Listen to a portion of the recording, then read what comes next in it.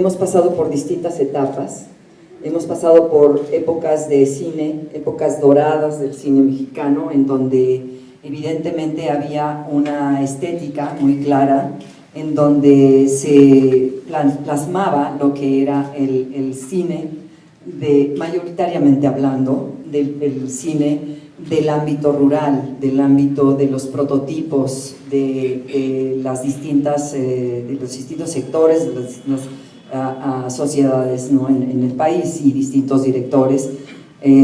Como ejemplo clarísimo es el Indio Fernández. Y bueno, sin duda está también el cine de Luis Buñuel, que también obedecía como muy claramente a una forma de comportamiento del mexicano, de la sociedad mexicana, en donde quiera que lo ubicaras.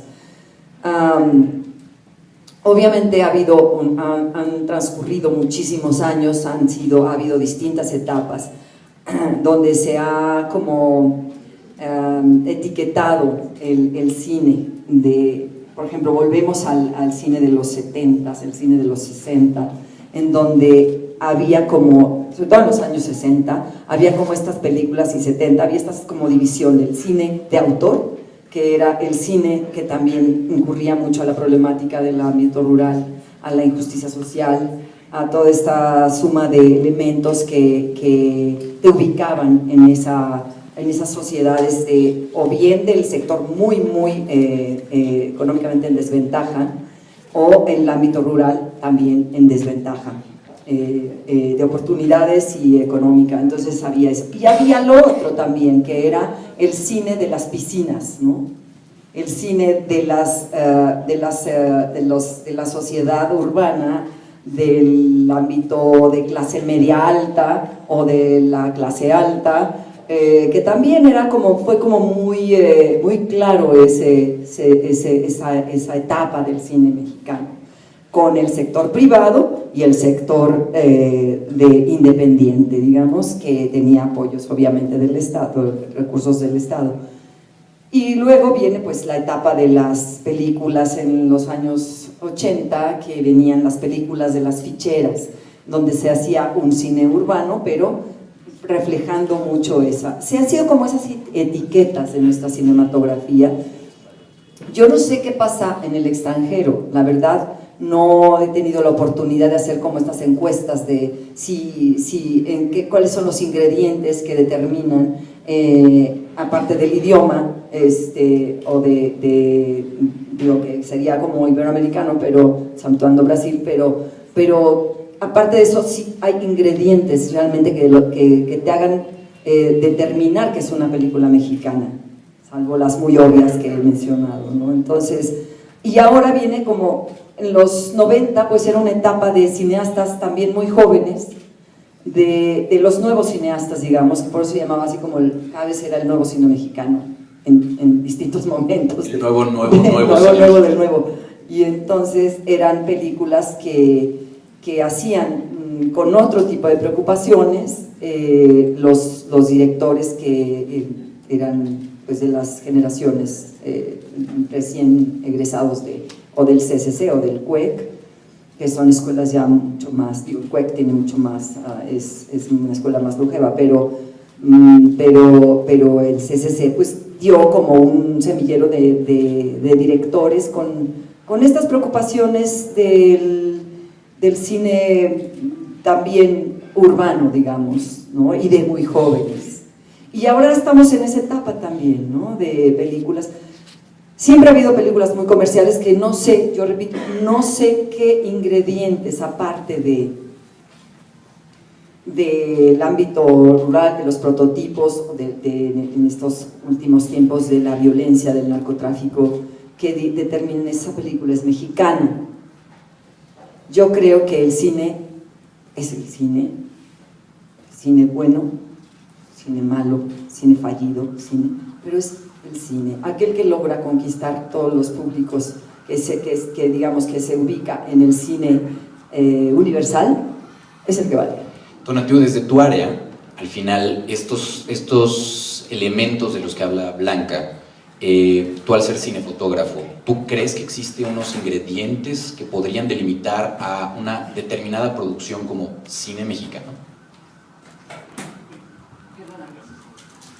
Bueno, yo normalmente estoy atrás de la cámara, gracias por la invitación. La verdad es que yo creo que sí. Actualmente sabemos el prestigio que tienen en el caso de la cinefotografía los fotógrafos mexicanos.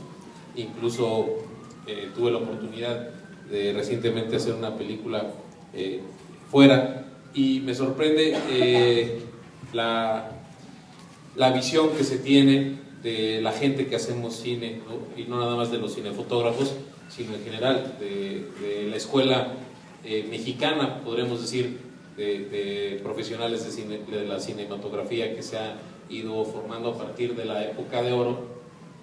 Y también me sorprende el impacto que el cine ha tenido fuera del país, porque mucha gente conoce México a través de estas épocas doradas que menciona Blanca.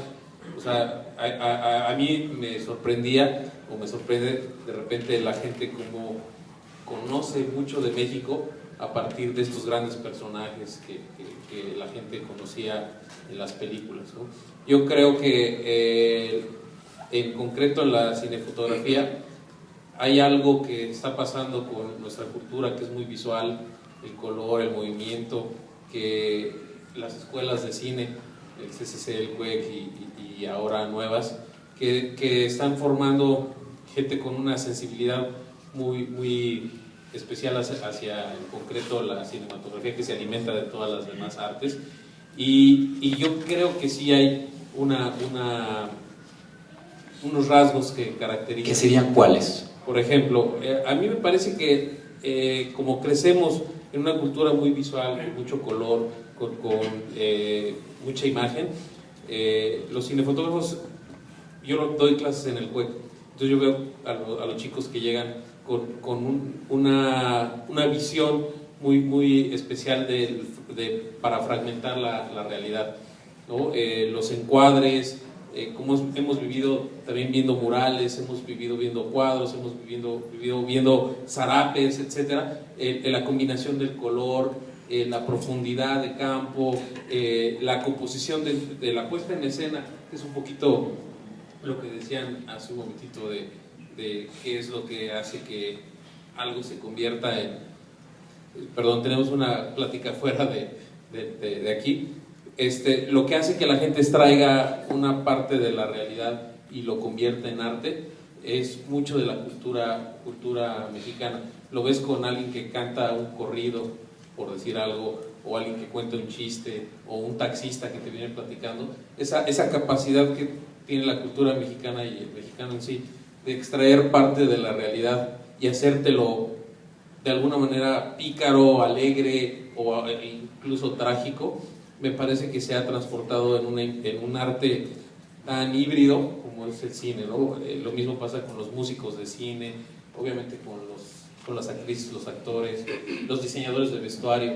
Yo veo una capacidad y una sensibilidad que quizás otras culturas no tengan tan desarrollada como los mexicanos.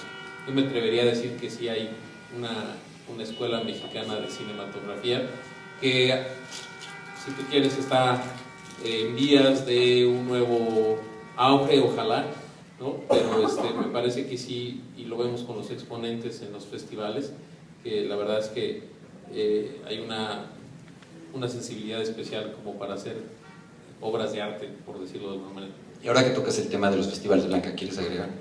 Yo nada más, así como que es verdaderamente subjetivo, o sea, es decir, hablar de una forma de fotografiar de mexicana o por lo que te rodea, por la realidad que circunda, yo no creo que esté tan centrado en eso, porque sin duda hay muchísimas influencias. O sea, hay mucha información, hay mucha... afortunadamente tenemos la posibilidad, estamos viviendo en un país en donde tenemos la posibilidad de ver distintas manifestaciones artísticas de otros lados del mundo. Y creo que eso también aquellos cineastas, cualquiera de las especialidades que se canalicen, creo que están nutridos de muchas cosas. Están nutridos de, sin duda hay una genética, hay una parte como muy idiosincrásica, ¿no? Pero creo que está compuesta por muchas cosas que nos rodean y que nos vienen de otros lados del mundo. O sea, evidentemente tú ves una película, digo, quizá por la fisonomía puedas decir es de aquí o de allá. Hay razas que se parecen muchísimo y que tampoco podrías definir muy bien si no te ponen el sonido, a ver de dónde es. Sí, sería como poner un clip de pronto. Ajá, es difícil. Y decir, adivina de qué país es. ¿No? Si son, a qué país nórdico obedece, claro. o a qué país de Europa Central obedece, o de Europa del Este, no sé, ¿no? Quizá a lo mejor el ritmo sí te lo da, ¿no? Por ejemplo, yo me acuerdo en las películas que yo veía de adolescente rusas o suecas, pues tenían un ritmo, ¿no? Como que era un ritmo que también luego adoptamos, porque lo asociábamos con el cine culto, con el cine de autor, con el cine con ambiciones de contenido. El cine de arte. ¿No? El cine de arte. Entonces, también había esa influencia en nosotros. A veces tú veías películas y decías, es una película mexicana, pero con ritmo ruso, ¿no? O sea, ¿qué onda? Entonces, sí hay como que una dificultad para ubicarlas, ¿no? Sí hay como países muy claros, ¿no? Pues una película brasileña, seguramente sin sonido la ubicas como película brasileña, y ahí sí por esa cosa plástica, ¿no? Visual del país, ¿no? Que es la de la India. o de la India, ¿no? Que son como muy típicas, sí, más la fisonomía y el comportamiento, pero es difícil para mí determinar.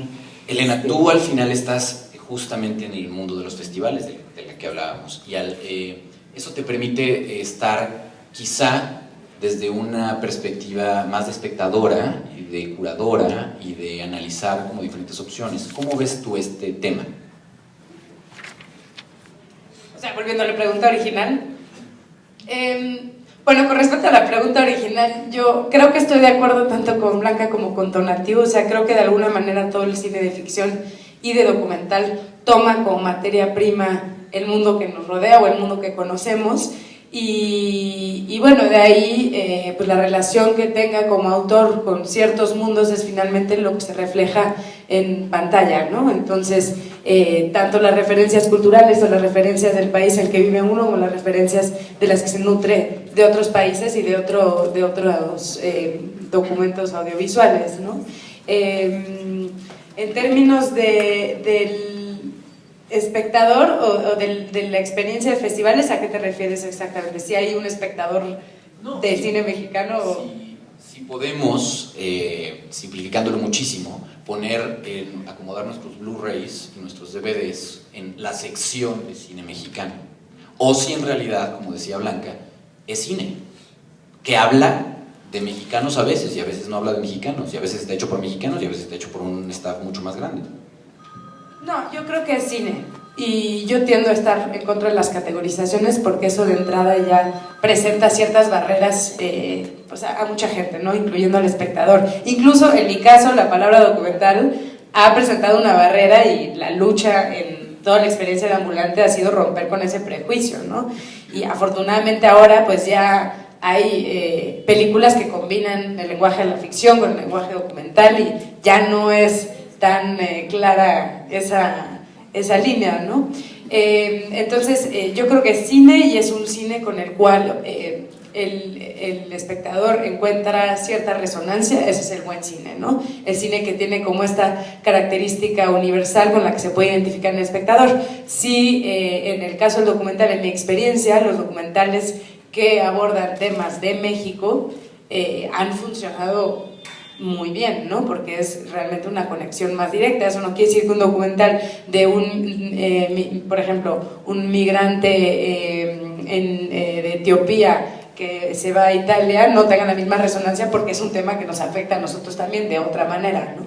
Pero sí, creo que tiene que ver con el encontrarse a sí mismo en el otro o en la pantalla, ¿no? Ese punto, digamos, de conexión que nos atrae al cine.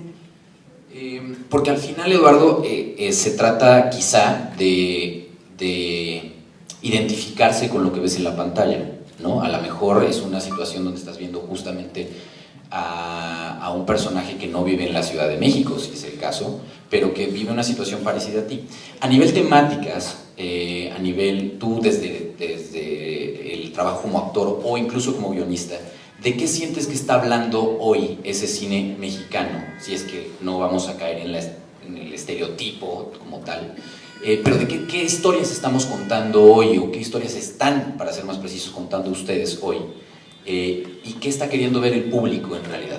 Bueno, lo interesante de esto precisamente es la diversidad temática que se está planteando. Hay desde un cine, llamémosle, muy comercial, que pues al final de cuentas todo el cine tiene que ser comercial porque si no regresas la lana no puedes hacer otra, pero unos más sofisticados que otros. Pero el punto de por qué yo creo... Quizá valdría la pena explicar eso que acabas de decir. Sí. O sea, ¿por qué si no regresas la lana no puedes hacer otra? Pues el cine al final de cuentas, como cualquier negocio, digo, aprovechando los maravillosos incentivos fiscales, etcétera, que tenemos ahora como apoyos en México, de los cuales tenemos que estar además muy orgullosos porque no muchos países los tienen. Es más, yo creo que 5 o 6 tienen cine, este tipo de cosas. El asunto es que por más que hagas una película, vamos a suponer que eres un inversionista privado y quieres hacer tu película con tu dinero, si hay un retorno de inversión, por mínimo que sea, que es el caso de las películas, por ejemplo, de Woody Allen o de los Coen, eventualmente tienes dinero para hacer otra película y así vas haciendo un círculo virtuoso de producción donde vas a poder estar mucho tiempo. Si tú, que me ha tocado ver varios casos de inversionistas privados que gastan su dinero en hacer sus películas y no tienen un retorno de inversión y se les fue $1,5 millones, la siguiente vez van a poner un bar. O sea, esa es la realidad de por qué tienes que regresar el dinero y por qué es esa responsabilidad. Partiendo de eso, a mí lo que me tocó ver, yo viví 2 años en Los Ángeles, estuve vendiendo una película en todos los festivales, de base tomé Los Ángeles, y evidentemente sí había ya la etiqueta que a mí no me gusta del cine mexicano, pero a la vez es un privilegio pertenecer a esta industria en la cual a mí me tocó crecer desde ir al cinematógrafo de Chopo, y lo dije en un quote aquí muy simpático, donde de veras habíamos 5 pelados con una pantalla, una bocina de fuera y 5 drogadictos improvisando contra pantalla, o viajes de Odisea a la Cineteca, ¿no?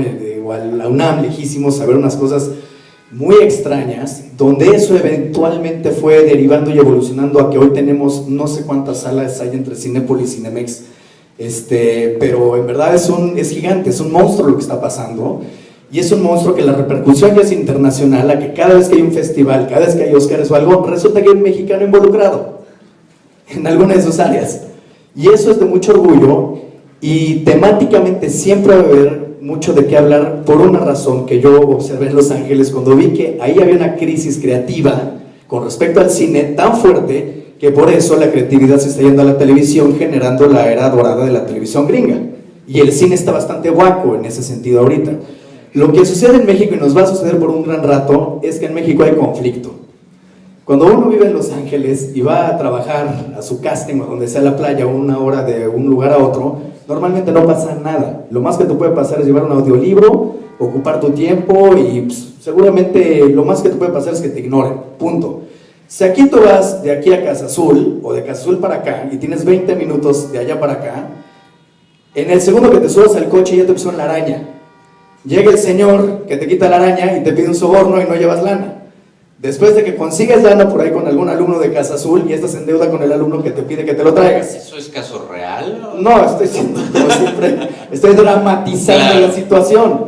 Pero el drama, aparte del conflicto que es en México, nuestro pan de cada día. O sea, aquí tú puedes escribir un cortometraje de cómo vas de tu casa al trabajo ida y vuelta, y con eso, esa es la sustancia del drama. La realidad supera la ficción. Pero completamente. Y eso nosotros vamos a tener, por lo menos de que se acabe el narcotráfico, unos buenos años. Vendrán todas estas películas, como fue en el caso de la mafia italiana, con todas las películas de Al Capone, la prohibición del alcohol en Estados Unidos, que generó la gloriosa época de Coppola y Scorsese en los 70s y todas estas cosas. Eso tenemos mucho, pero ahorita pregúntale al señor por qué está tocando el claxon y está molesto por algo, y de ahí tienes con qué generar algún cortometraje, de ahí una película, Y eso es donde en México ahorita tenemos una diversidad temática a partir de ese conflicto inagotable. Pero a mí me llama la atención lo que dices, porque a lo mejor este señor que está tocando acá atrás quiere contar su historia, pero eso no es garantía de que en la taquilla esa historia va a vender. No, bueno, eso ya depende de otros factores, entre ellos la preparación, que es donde México está ahorita en el pináculo. O sea, el caballero que está hablando de la industria de los fotógrafos en México, que tienen no solamente la fama, una enorme preparación, muchísimos de ellos, y a mí me tocó, y aquí tengo a Anita de testigo, tener a Rodrigo Prieto firmando comerciales, a toda esta generación de gente que se la pasó filmando en un set en 35 milímetros, 20 años comerciales. Pues no es ninguna sorpresa que cuando el señor haga Amores Perros, pues sea una joya cinematográfica, o cualquiera que sea el ejemplo. Lo mismo sucede con la dirección, lo mismo sucede con los actores. Es algo muy curioso lo de las telenovelas. Cuando en Los Ángeles haces audición y eso te cuentan las horas que has estado en un set como experiencia en un set, yo le pregunto a la señora, ¿cuántas horas está en un set? De cine, de tele, de lo que sea. Entonces aquí la práctica ha llevado una sofisticación técnica que por eso no es ninguna sorpresa los resultados que se están dando. Hay mucha gente que dice que les pagan por esperar, ¿no? Pues, Es sí. uno de esos juegos. Sí, yo cuando espero es cuando escribo los guiones, de hecho, ya me están pagando por escribir y no por actuar. El camper es un gran lugar para escribir. Pero básicamente, ¿para quién hacen películas hoy? Porque al final, cuando estamos hablando de hacer una industria, estamos hablando de cine mexicano como tal, lo que esperas es que haya mayor producción, un retorno, que genere una derrama, que al final haya supongo, varios sindicatos, hay varios jugadores y que esto les debe comer a muchas familias, pero que también cumpla con que la gente que va a ver y a pagar desde 20 pesos que hay en esta ciudad boletos hasta 80 o 90 pesos el boleto, dependiendo de la ubicación, salgan contentos con lo que vieron. Contentos no significa felices, sino satisfechos por el boleto pagado. ¿Para quién hacen cine hoy? Pues bueno, es que es un poco también esa es la belleza, que hoy el cine es para muchos tipos de públicos, o sea, no está limitada a una. Digo, qué maravilla cuando tienes una película que le pega a todos, ¿no? Pero... Me refiero, hubo una buena etapa del cine donde las películas se hacían para el director, pues, donde no importaba tanto que tanto le fuera bien en la taquilla. sí. E incluso se hablaba mucho de ciertos como lazos de relaciones donde si eras de los favoritos o de los elegidos ibas a rodar, de otra manera no ibas a hacer, tu película jamás iba a salir. Yo ahí sí creo que hay una crisis. Yo creo que muy pocos directores realmente se hacen bueno, y productores, ¿no? Porque también sería el rol del productor, se hace la pregunta de para quién es esta película, ¿no? Y eso en muchos casos resulta en que las películas se quedan en México y no salen en un mercado internacional porque no se toma en cuenta ese mercado internacional. Y por otro lado, el otro factor importante es que hacen falta más iniciativas de construcción de públicos en México, ¿no? Yo creo que hay muchos incentivos ahora, bueno, somos muy privilegiados por los incentivos que ya tenemos para la producción, pero siguen habiendo ventanas bastante limitadas, ¿no? A pesar de que tengamos 5.700 pantallas, en México el 90% de esas pantallas la ocupan las producciones de Hollywood. Entonces, pues yo creo que la labor pendiente es generar iniciativas para construcción de públicos y extender los circuitos de exhibición para otro tipo de contenidos. Blanca, tú eres experta en este tema al final. No tanto. No, justo vas a ver que sí, vas a ver que sí. Cuando hablamos de hay que proteger al cine mexicano, ¿se necesita proteger al cine mexicano? Yo creo que no es que depende qué quieres decir con proteger. Proteger, ¿qué quieres decir con eso? Que le den, que le respeten el porcentaje de pantalla que se merece, que necesita actualmente, y que el que estaba ya es insuficiente. Que protegerlo quiere decir que le sigan canalizando recursos al Estado para que no decaiga la producción. Protegerlo quiere decir que no les exijas, que no apliques un rigor de exigencia a los cineastas que están haciendo verdaderamente películas muy menores y muy desastrosas.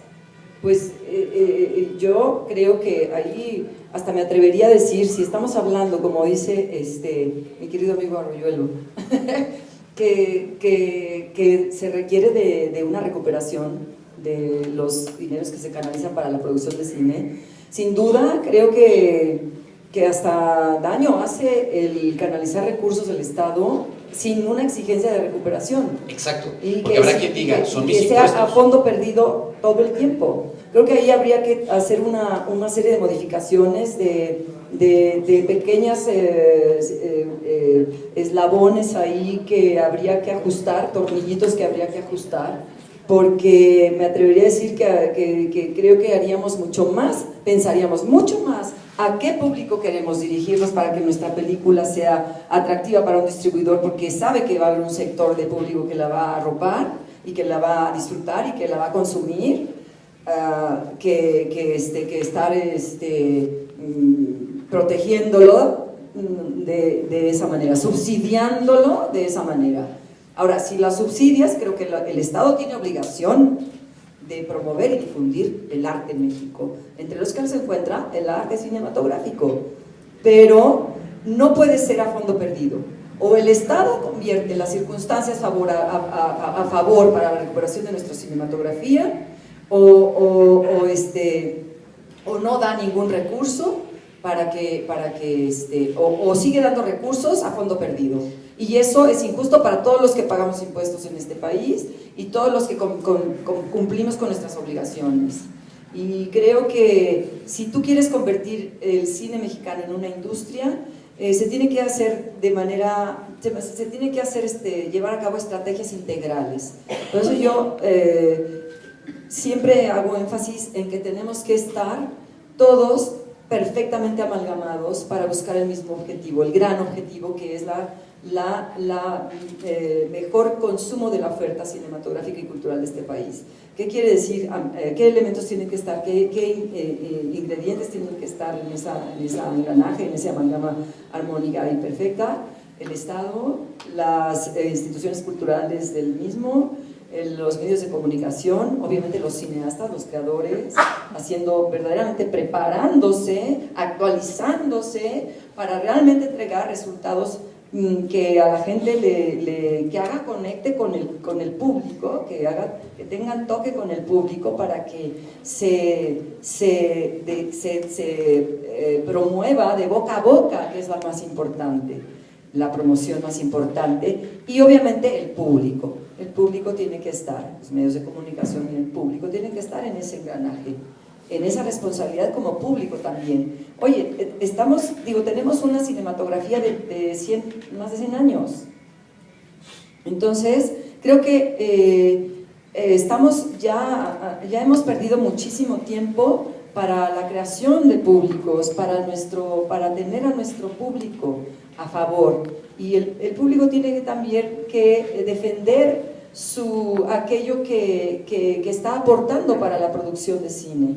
Tiene que acudir a las salas cinematográficas y pagar primero por un boleto mexicano, no porque lo obligue yo a ver lo que yo quiero que vea, sino porque es un mercado que pertenece a nuestra cinematografía. Y si no lo hacemos de esa manera, como conciencia realmente, como lealtad, como solidaridad, porque qué tal que nos estamos perdiendo de una gran película. Porque puede ser que la gente, o porque no está promocionada, porque no tiene la publicidad adecuada para llegar a ese público, el público tiene que ser más inquieto y llegar y pelear por nuestra taquilla, pelear por nuestra cinematografía, por nuestra fuente de trabajo, por nuestra capacidad de creadores, de continuidad en nuestra capacidad de creación. Estos elementos que cuenta Blanca, ¿tú los ves amalgamados, Tonatiuh? O sea, todos estuvo muy interesante definirlos así de claro, ¿no? O sea, gobierno, público, creadores, guionistas.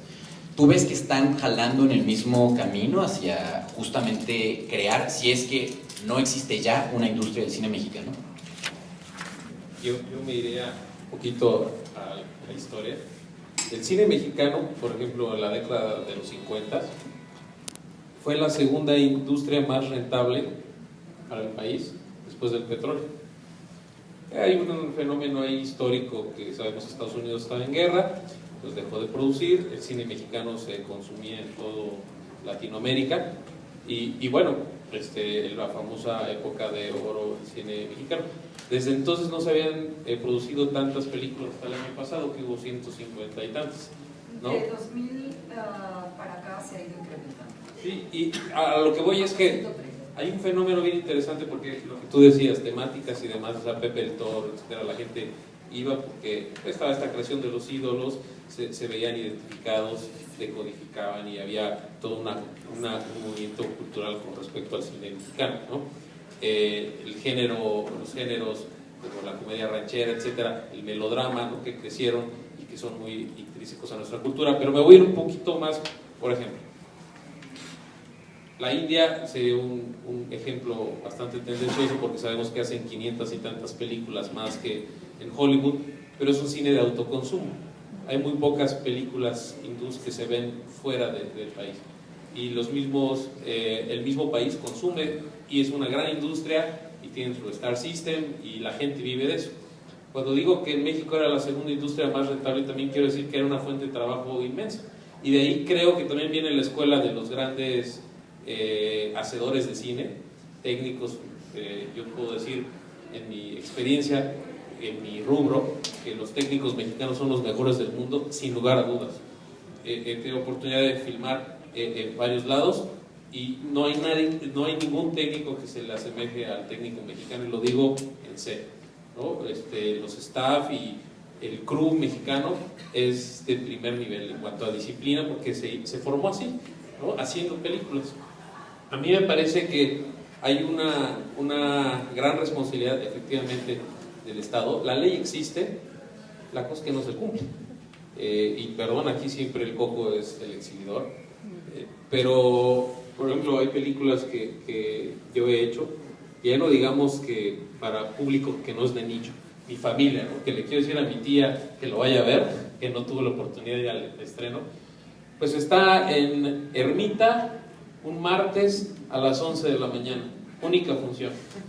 Entonces, la verdad es que sí se me hace que para hablar de justicia y demás, tenemos que hablar por el principio. O sea, la verdad es que el cine mexicano tiene 5 o 6 copias, 5 o 6 salas, horarios, y entonces llegas y ves Harry Potter en 15, en un complejo donde están 15 salas de las 16, ¿no? En español, doblada, no doblada, bla, bla, platicamos hace un rato de ello. Entonces la gente, pues sí, a veces, como dicen, la película palomera, pero de 150 y tantas películas mexicanas, hay comedias, hay películas de acción, hay ciencia ficción, ¿no? Películas, ayer anterior veía una película mexicana que la verdad es que dije, bueno, está muy bien hecha, independientemente de te gusta o no te gusta, 2033, de un director mexicano. Ciencia ficción mexicana, hay terror, o sea, hay muchos géneros que yo hice una película, y hablando del cine mexicano. El cine, o sea, los peces de gato, pues son películas también feministas, hay una versatilidad, ¿verdad? Hay cine mexicano para todos los gustos, ¿no? Ahorita que hablábamos de la cuestión del cine mexicano, hice una película que viene mucho al caso, se llama Las Oscuras Primaveras, el maestro Ernesto Contreras.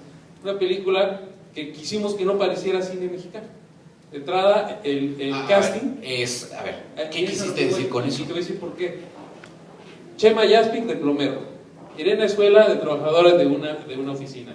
Ceci Suárez, lavando ajeno. O sea, todo el mundo me dijo, entonces, bueno, oye, maestro, eres un racista, ¿no? O sea, si tú me dices que no parece, o sea, que no te la crees, pues eres un racista, porque entonces solamente quieres ver una persona con rasgos indígenas haciéndola. O sea, esta historia puede estar aquí en Europa del Este o en cualquier país de Latinoamérica, pero lo que importa es los personajes, unos personajes que son amantes y que están calientes y que quieren, ¿no?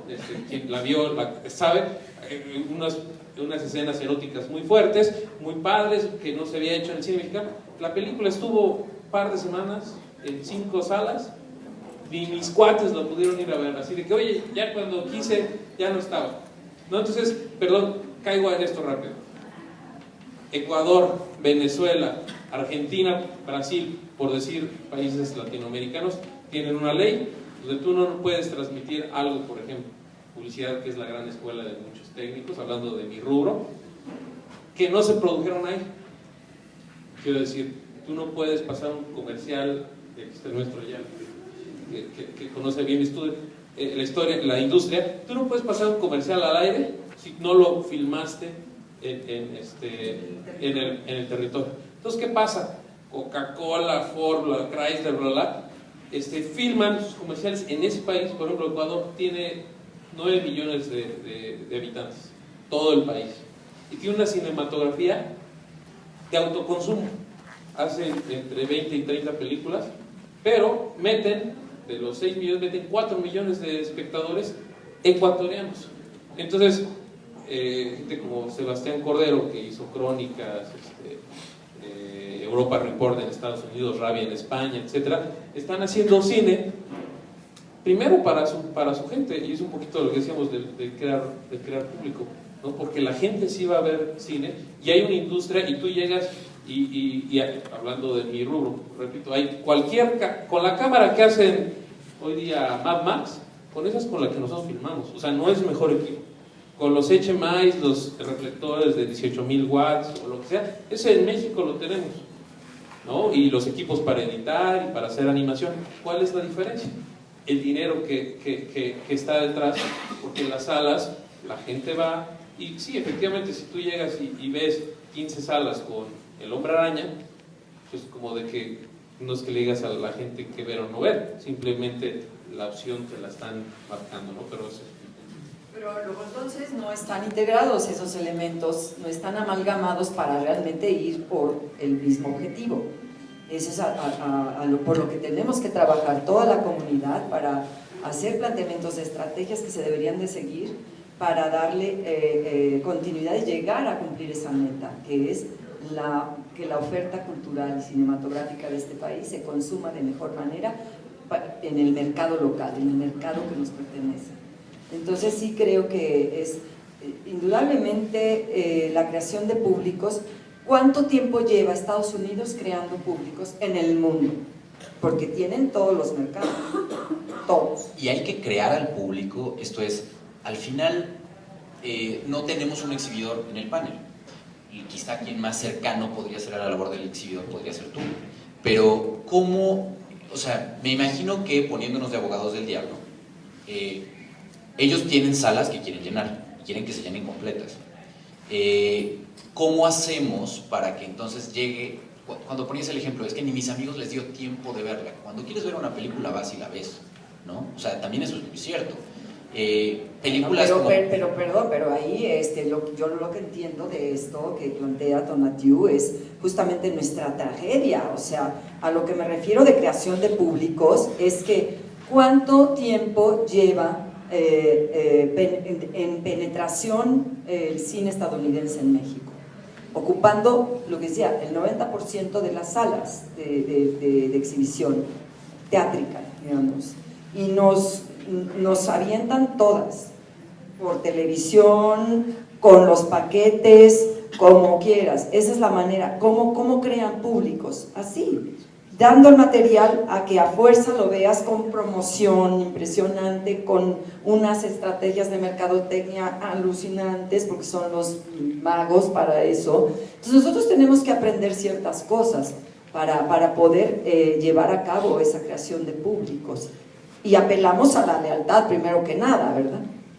Sí, yo iba a corregir la palabra de construcción de públicos, la retiro y más bien digo, hay que encontrar el público, ¿no? Convencerlos. Pues encontrarlo en realidad. O sea, nosotros cuando empezamos a Ambulante la hipótesis era, existe un público para el documental y el problema es que no podemos esperar a que llegue a nosotros, sino hay que irlo a buscar activamente, hay que viajar por todo el país, hay que poner pantallas donde no hay que crear esos encuentros con la gente para que vean en muchos casos un documental por primera vez en su vida, ¿no?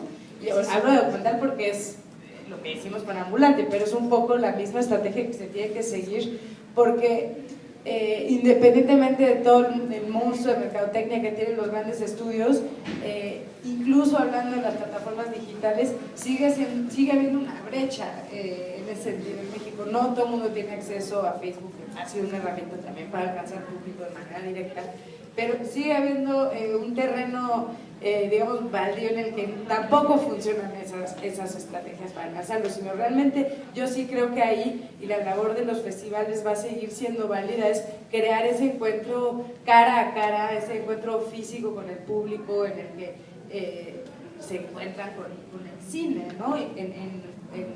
De manera colectiva, ¿no? En comunidad. Porque al final nadie va al cine obligado, todo el mundo paga un boleto, Claro. ¿no? Y al final, hasta hoy, hasta donde entiendo, cada quien elige la película que quiere ver, o sea, Eliges libremente duro. ¿Por qué? Porque existe esa estrategia promocional, existe esa estrategia de publicidad, de lanzamientos, o sea, ¿cuáles Igual son no hay los igualdad de elementos? condiciones, pero sí cada quien elige la película que quiere ver. Ah, o sí, sea, pero hay un condicionamiento, hay una forma de penetración muy sutil y muy eficaz que hace que tú llegues a las salas de cine y digas, ah, sí, esta, oye, la mexicana, no, esta. Pero O sea, eso, Blanca, no no las sería faltarle conocen, un poco respeto no al las público. conocen. De verdad, lo que está diciendo, por ejemplo, dices, hay que encontrar al público, sin duda. ¿Cómo? Dándole a conocer primero las cosas. O sea, estamos hablando también de la necesidad de recuperación, ¿no? O sea, ¿cómo llegas a los públicos? De manera gratuita. Eso no es una forma de crear una industria. Eso es sampleo al final. Eso es una primera etapa. ¿Para qué? Para que la gente diga, ah, caramba, el documental es una maravilla. Me estrujó, me cuestionó, me confrontó, voy a hacer algo por esto. O sea, sería como, ¿Entiendes? poniéndolo en un ejemplo totalmente diferente, vamos a dar la prueba de la droga para que les guste y entonces le entren. Yo no diría... Poniéndolo así. Porque es una palabra ruda. En un ambiente como Bueno, el ese siempre será nuestro, competencia. en un contexto mexicano, sí es rudo. Pero es básicamente No, eso, es un sampleo, te doy es- una muestra gratis, a ver si te gusta y después vienes tú. No, y Y pagas tu es boleto. a largo plazo, tampoco es inmediato. O sea, tú tienes que estar de manera, por ejemplo, hay varias formas, lo que acaba de mencionar, que van a las plazas, ponen la pantalla, la vas al aire libre, entrada gratuita, tal, o hay exhibiciones en universidades, ¿no? Yo estoy haciendo unos convenios con con TV UNAM, perdón, es que estamos trabajando con TV UNAM y con Radio UNAM, pero con la Universidad Nacional Autónoma de México, que es una universidad. No me he planteado la posibilidad de ir a las privadas porque, bueno, la población de la Universidad Nacional Autónoma y del Instituto Politécnico Nacional es una población inmensa. Entonces, de pronto nos remitimos un poco al pasado. Yo cuando estaba estudiando en la universidad, había un movimiento grandísimo de cineclubs, grandísimo. En cada una de las facultades había un auditorio que tenía una programación de películas interesantes, no solo mexicanas, sino del mundo, y era un gran movimiento. Entonces hay que rescatar eso, en donde mayoritariamente vas a exhibir el cine mexicano que se está haciendo actualmente. Y de pronto, pues en la historia del cine, dar un programa de las distintas etapas del cine a través de los tiempos. Pero es una forma de ir haciendo eso, buscando que la gente se identifique, se sienta atraída por lo que vieron y que entonces digan, el cine mexicano tiene muestras, tiene manifestaciones muy importantes, busquémoslo. Yo recuerdo, Eduardo, un ejemplo para poner una película neutra, ¿no? Una neutral en este asunto. En el caso de Elsa y Fred, un fenómeno que en taquilla fue un boca a boca, que no me acuerdo cuántas semanas estuvo, años, ¿no? En muy pocas salas. O sea, eso nos quiere decir que el público cuando quiere ver una película, pues ahí se queda, ¿no? Y también hemos tenido esas muestras en el cine mexicano, Sí, sin sí, duda. Digo, claro. hemos tenido éxitos de taquilla, de cine comercial, de cine un poco más ambicioso, sus contenidos de muy buen nivel en temática y en factura. Hombre, ha habido muchas muestras de que la gente, si tú promueves bien una película y llega a la gente, Pero es que la es justo gente mi la tema. promueve después A de lo boca mejor a sin boca. promoción, porque ese Fred no salió con una... O sea, por eso pongo ese No, ejemplo. por eso, pero bueno, igual puedes hacer una publicidad pequeña, pero que llegan a verla y se mantiene en taquilla, se mantiene en la sala, por un buen rato. Exacto, donde la película al final, la historia, se para sola. Sí, yo creo que yo le agregaría esto también, la nueva responsabilidad que tenemos definitivamente es de contenido.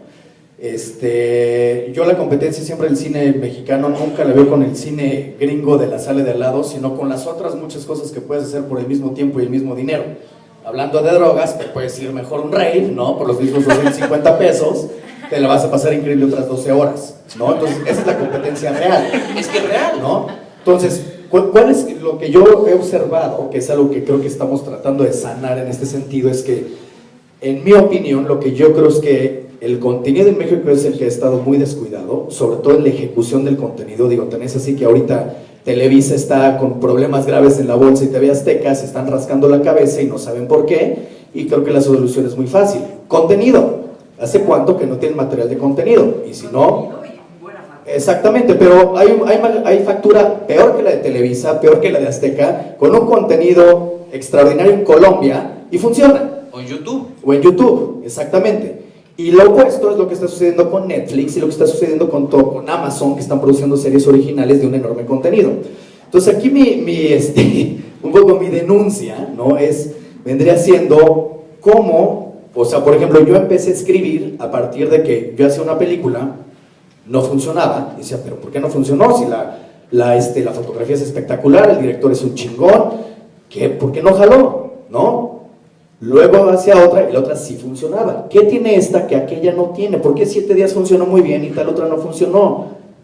Resulta que el tipo que escribió el guión de 7 días se pasó 8 años en 19 tratamientos, con 5 script doctors, con toda una maquinaria detrás para que esa cosa funcionara. Te puede gustar la película o no, ese es un punto de vista subjetivo, pero objetivamente está bien construida y el resultado se manifiesta en taquilla.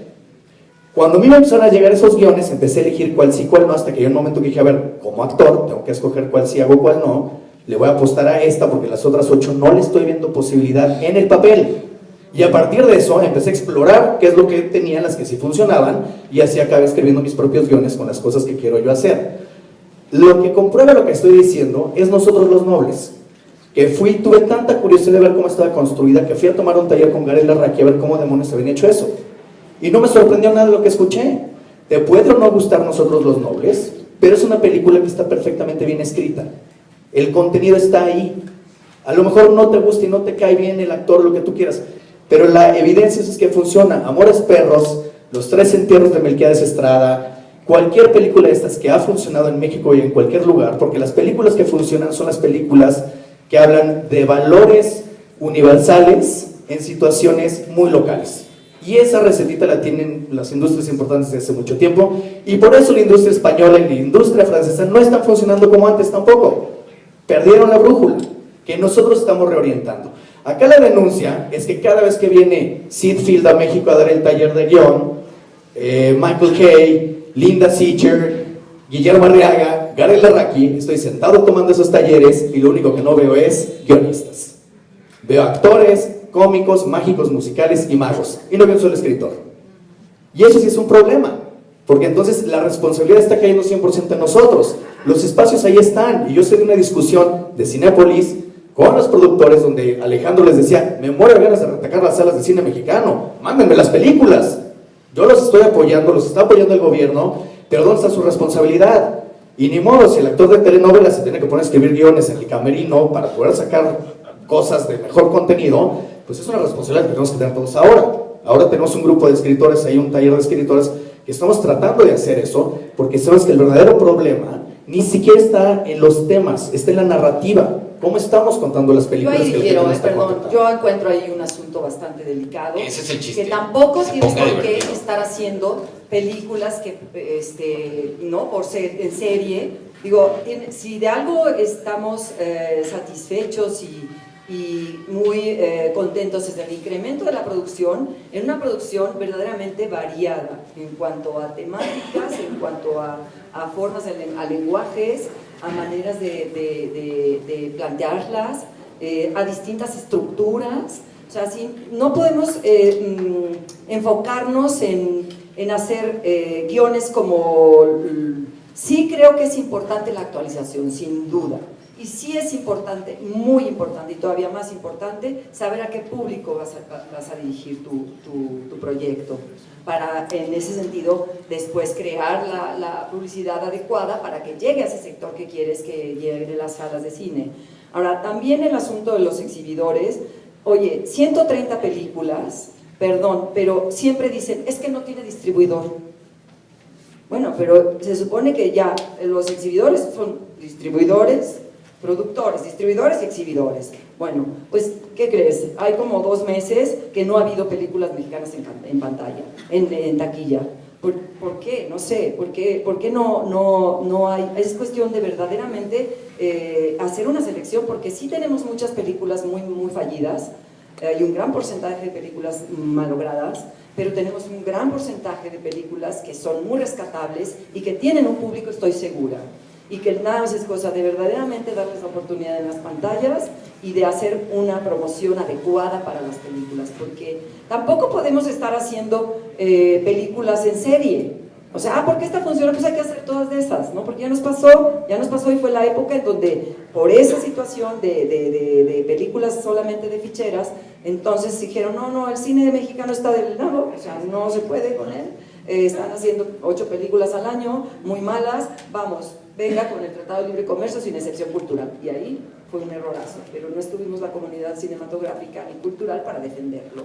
Entonces nos aguantamos, y ahora sí, la competencia es importantísima, no perderla de vista, porque la vara está muy alta, la calidad que exige el cine en el mundo, el que se está haciendo, que tiene los éxitos en taquilla, que tiene los éxitos en los festivales, es muy alta. Entonces sí, claro que hay que competir y hay que hacer cada vez mejor las cosas para llegar a los públicos que pertenece a cada proyecto, pero hay que ayudarles con promoción, con el encuentro de sus públicos y una labor muy, muy grande para una creación de una ley cinematográfica, una ley federal cinematográfica verdaderamente que nos proteja. Yo sí estoy de acuerdo con Alberto que sí hay una gran crisis con los escritores en México, o sea, sí. Pues sí, pero eso no es fácil, quiere decir que tengan que replicar es lo más fórmulas. difícil. En el guionismo, por supuesto, es donde más fallas ha habido.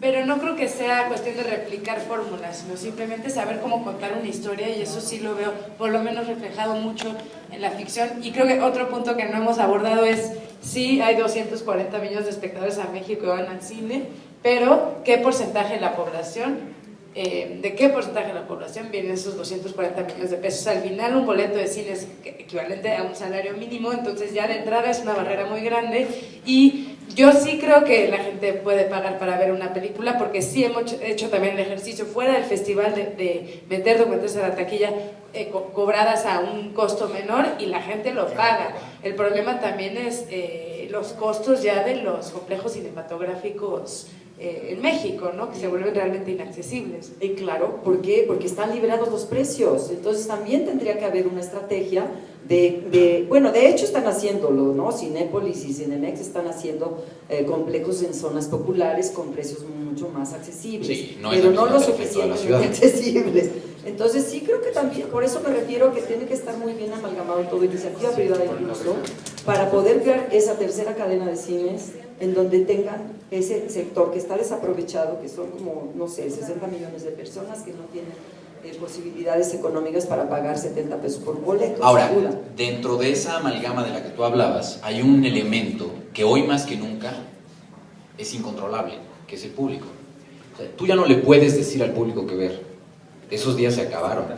No puedes decirle qué ver, pero sí puedes darle la oportunidad de elegir si tienes películas mexicanas en el cine, en horarios correctos, en complejos correctos, y además con estrategias de promoción correctas, porque si nadie las conoce, ¿cómo las van a ir a ver?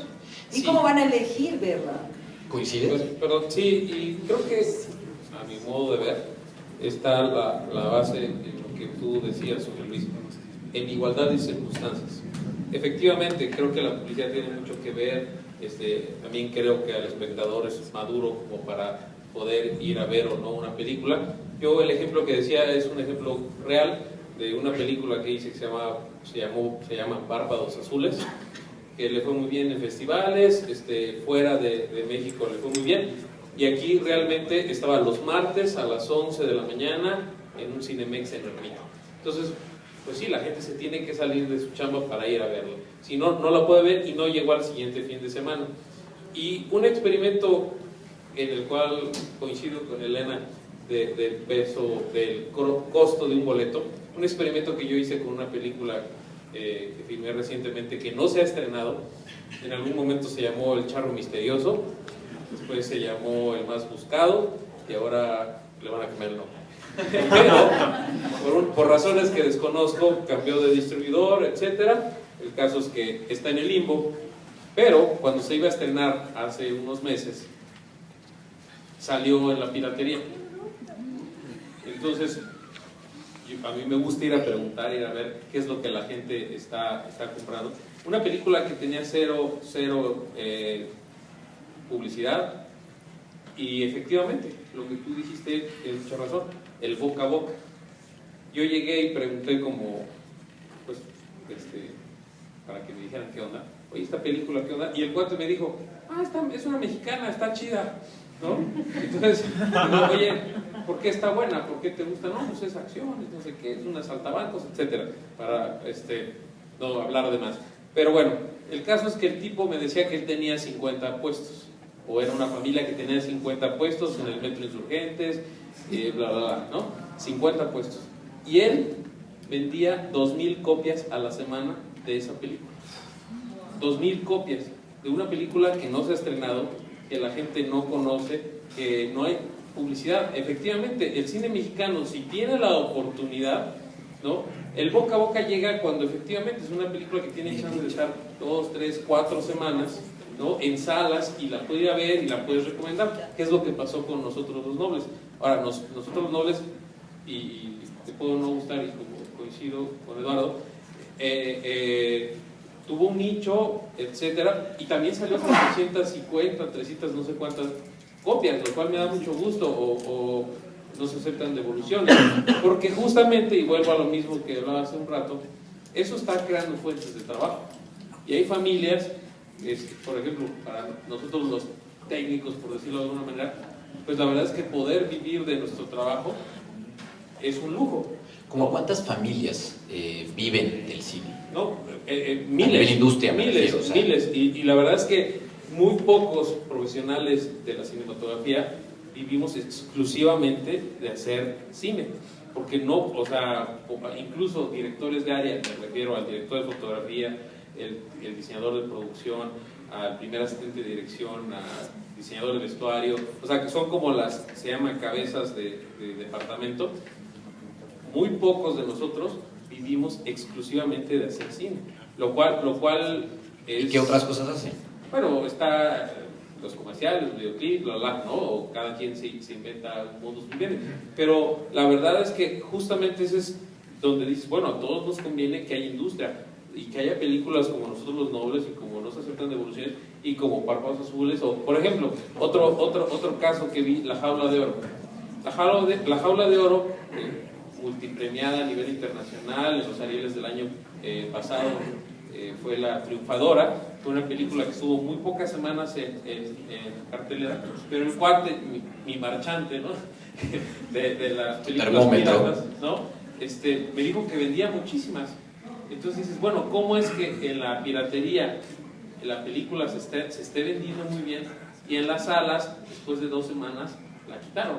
Entonces, creo que el meollo está en que no hay igualdad de circunstancias. El cine mexicano no está compitiendo en espacios y en difusiones, y bueno, aquí, por ejemplo, hay quien está a favor o no de este rollo que hicieron con James Bond, ¿no? Que se dan, no sé, $15 millones, que no sé cuál es el presupuesto de IMCINE, pero cuántas películas mexicanas se pudieron haber apoyado. Y hay quien dice, bueno, se está promocionando el país, lo respeto, etcétera, pero qué mejor forma de promocionar tu país que apoyando a la cultura que se hace a través de un arte como la cinematografía. Entonces, como de que los frijolitos no están puestos en los lugares correctos, creo yo. Me gustaría preguntarles, antes de pasar a la ronda de preguntas y respuestas con quienes nos acompañan, un factor que tocaste y que ahora estamos viviendo yo creo que como pocas veces quizá en la historia del cine, quizá el periodo de época de oro en los 40s, ¿no? Que es los premios al final, o sea, que es una herramienta sin dudas, me imagino que ha ayudado a la difusión del cine mexicano. Sin temor a equivocarme, creo que la cosecha de premios fuera del país, mucha gente critica que no es cine mexicano en realidad, que son mexicanos que hacen cine allá, pero al final son nombres que van poniendo en alto aparentemente a México. ¿Cómo lo ven ustedes y qué tanto ayuda a una industria que se queda acá? Bueno, las muestras de cine hecho por mexicanos en Estados Unidos, pues sí, son películas estadounidenses hechas por directores mexicanos, pero ha habido, es decir, películas mexicanas filmadas aquí en México que han tenido todos los reconocimientos en los festivales internacionales y más importantes, y creo que eso sin duda ayuda al posicionamiento de la cinematografía mexicana afuera y adentro. ¿Podría ser señal de salud de la industria? Este caso que mencionas, o sea, desde los 40 y tantos... Podría ser señal de libertad de expresión, porque hacen el cine que les interesa y que es reconocido fuera también, y que tienen la forma de hacerlo y de financiarlo en su país. Y que hace match con la crítica, Elena, y al final con una buena parte de un público internacional también, ¿no? Yo creo que hay que hacerle como una promoción, sin duda, a todas estas muestras de reconocimiento fuera, para que realmente la gente, o sea, como cine mexicano, no como lo que ha hecho Cuarón o Iñárritu y Del Toro, que han hecho cosas fuera del país y financiadas por otros países. Pero sí. Ahora, también ganarse un premio en Cannes no es lo mismo el público que está en Cannes que el público que estás enfrentado en tu país, ¿no? Y creo que esa diferencia vale la pena recalcarla justamente en esta pregunta de ¿para quién es mi película? Yo creo que los premios funcionan definitivamente para generar el boca a boca, que ya, digamos, una vez en México ya tiene una ventaja esa película frente al dominio de Hollywood en las pantallas. Pero si a mí me preguntaran, ¿vale la pena invertir en unos premios aquí en México? Yo diría que no, que antes valdría la pena invertirlo en la industria. Claro. No en una ceremonia de premiación.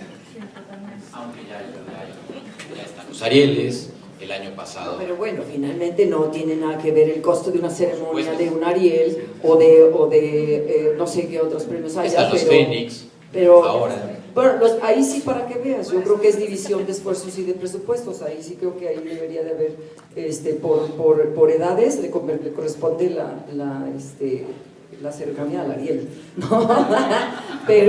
pero creo que sí, porque ahí sí, yo creo que es importantísimo unir esfuerzos y no duplicar o dividir. Entonces creo que es importante que sea. Realmente digo, los premios son agradecidos, son agradecibles y todo, pero tampoco lo que tenemos que hacer es que nuestros Arieles repercutan en taquilla. O sea, el que tú te ganes un Ariel sí tenga una repercusión realmente al reestrenarse o al estrenarse, tenga un valor y una importancia para el público y que vayan exactamente. Y eso es un largo trayecto, pero por eso hay que estar como muy cuestionados para lograrlo, porque si empiezas a hacer así como que todo la dispersión y demás, pues ya la gente se confunde. Pero creo que sí es importante el que vuelvo a lo mismo, el que todos estemos amalgamados persiguiendo el mismo objetivo, pues para evitar también que los distribuidores solamente obedezcan a criterios del mercado, ¿me entiendes? También, sino que sean mucho más arriesgados y tengan mucha más capacidad y mucho más arrojo para arriesgarse en distribuir películas y que también, ¿por qué no? Hablando de experimentos, ¿por qué no hacer un experimento?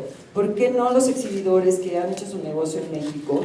¿Por qué no hacer algo? No para que obligues a la gente a nada, sino como experimento. Realmente destinar una sala de cada complejo para cine mexicano.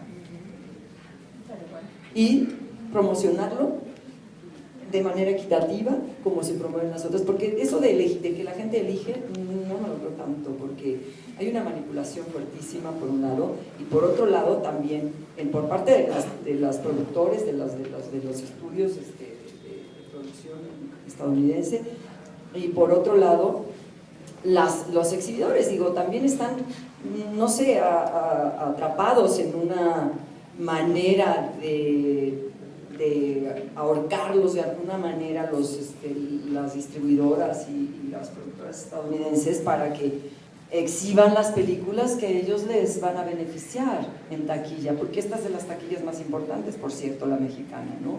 Entonces, creo que ellos tendrían que hacer ese esfuerzo de exhibir cine mexicano en cada una de las salas de los complejos. Son 5,000 y pico salas. Entonces, digo, serían 500 salas. Muy bien. ¿No? Si cada uno tiene 8 salas. ¿Cómo andan ustedes? ¿Preguntas? ¿Vamos a pasar micrófono? No, o sea, en general a todos. ¿O a directo? Yo creo que se necesita